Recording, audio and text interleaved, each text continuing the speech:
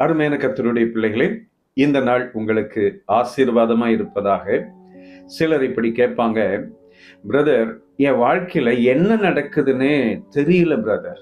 நான் ஒன்னு எதிர்பார்க்கிறேன், ஆனா என் வாழ்க்கையில நடக்கிறதெல்லாம் எதிர்மறையாவே இருக்கு. நான் சில முக்கியமான காரியங்களுக்காக ஜெபித்து கொண்டே இருக்கிறேன், ஆனா நடக்கிறது என்னவோ வேறு மாதிரி இருக்கு. என்னால புரிஞ்சுக்க முடியல பிரதர். நான் ரொம்ப சோர்ந்து போகிறேன் அப்படின்னு சொல்லுவாங்க. இந்த காலை நேரத்திலே நீங்களும் அப்படிப்பட்ட ஒரு சூழ்நிலையோடு மனநிலையோடு இருக்கிறீர்களா? உங்களுக்காக ஒரு அருமையான வேத வசனத்தை நான் வாசிக்கிறேன். பிரசங்கி 11ஆம் அதிகாரம் 5வது வசனத்திலே, ஆவியின் வழி இன்னதென்றும் கர்ப்பவதியின் வயிற்றில் எலும்புகள் உருவாகும் விதம் இன்னதென்றும் நீ அறியாதிருக்கிறது போலவே எல்லாவற்றையும் செய்கிற தேவனுடைய செயல்களையும் நீ அறியாய். எவ்வளவு உண்மையான வார்த்தை பாருங்கள்.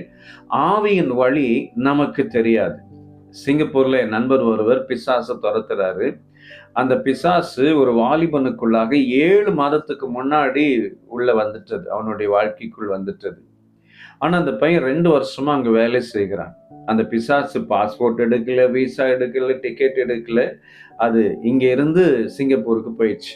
பாருங்கள், ஆவி, மனுஷனுடைய ஆவியும் தெரியாது, பிசாசின் ஆவிகள் அது என்ன செய்கிறது என்று நம்முடைய மாம்ச கண்களால் தெரியாது. தேவனுடைய ஆவியானவரையும் நம்முடைய மாம்ச கண்களால் பார்க்க முடியாது. ஆக ஆவியின் வழி நமக்கு தெரியாது. அது போலவே தேவனுடைய செயல்களும் நமக்கு தெரியாது. கர்ப்பவதியின் வயிற்றில் எலும்புகள் உருவாகும் விதம் இன்று வரைக்கும் கண்டுபிடிக்கப்படவில்லை என்று சில மருத்துவர்கள் சொல்கிறார்கள். ஆக ஒரு சின்ன எலும்பு நமக்குள்ள வயிற்றுக்குள்ள போயிட்டாலே நிறைய பிரச்சனை நமக்குள்ள வரும். ஆனா ஒரு கர்ப்பவதியின் வயிற்றில் எலும்புகள் உருவாகி, குழந்தை உருவாகி, எப்படி தேவன் ஒரு பெரிய அற்புதத்தை செய்கிறார் பாருங்கள். இந்த செயல்கள் நம்மால் புரிந்து கொள்ள முடியாது. சில நேரம் நம்ம வாழ்க்கையில என்ன நடக்கிறது அப்படிங்கிறத நம்மளால சில நேரம் புரிஞ்சுக்க முடியாது. ஆனால் தேவன் சகலத்தையும் நன்மையாகவே நடத்துவார்.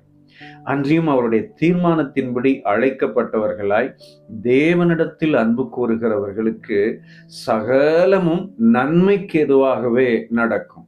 ஆனா நம்ம பார்வைக்கு அது தீமையை போல தோன்றும். ஆனால் இந்த சூழ்நிலையில தான் நம்ம ரொம்ப அமைதியாய் கர்த்தரோடு இருக்க வேண்டும்.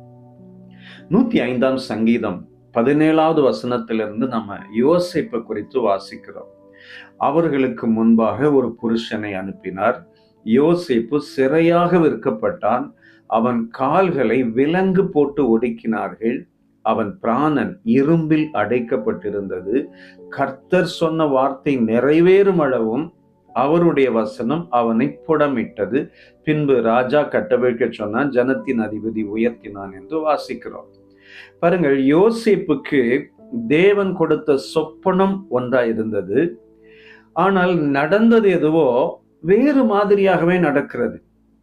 அவனுடைய சகோதரர்களை பிடித்து குழியிலே போடுகிறார்கள், விற்று விடுகிறார்கள். போத்திபாரின் வீட்டில் அடிமையா இருக்கிறான். செய்யாத தவறுக்கு சிறைச்சாலை செய்கிறான். அவனுடைய நினைவுகளிலே இப்படி நடக்கும் என்று துளி கூட நினைத்திருக்க மாட்டான்.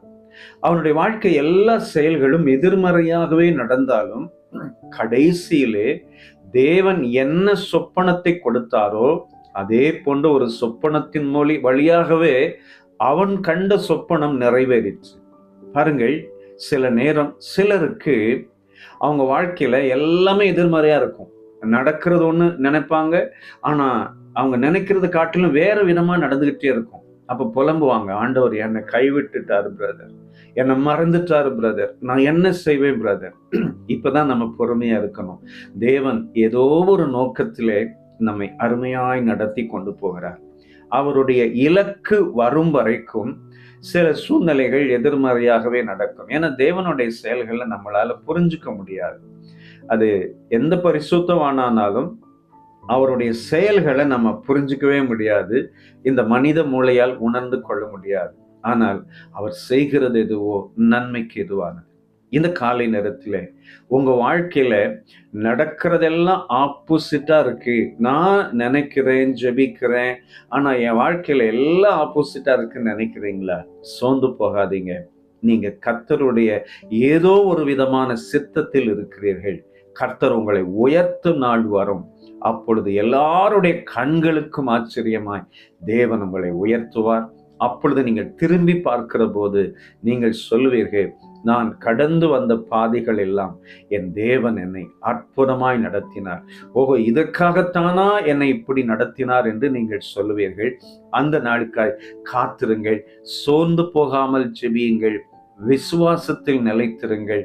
கர்த்தரின் ஐக்கியத்திலே வலுப்பெறுங்கள், பலப்படுங்கள். நிச்சயம் அவருடைய செயல்கள் உங்கள் வாழ்க்கையிலே நடக்கும். நாம் சேர்ந்து ஜெபிக்கலாமா? அன்பான பிதாவே, இந்த அருமையான காலை நேரத்துக்காய் ஸ்தோத்திரம். உம்முடைய பிள்ளைகளை நீர் ஆசீர்வதியும். உம்முடைய கரம் உம்முடைய பிள்ளைகளோடு இருக்கட்டும். அவர்களுக்கு நீர் வைத்திருக்கிற திட்டத்தை நீர் நிறைவேற்றி கர்த்தர் அற்புதம் செய்வீராக. இயேசுவின் வல்லமையுள்ள நாமத்தில் பிதாவே, ஆமென், ஆமென். God bless you. Amen.